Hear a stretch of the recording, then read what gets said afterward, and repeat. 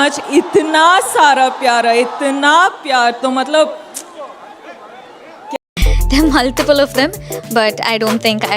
ভাইরে ভাই, মেগাস্টার শাকিব খানের তাণ্ডব সিনেমায় নায়িকা হিসেবে দেখা যাবে প্রথমবারের মতো তামিল ইন্ডাস্ট্রির জনপ্রিয় অভিনেত্রী রাশমিকা মান্ডানা।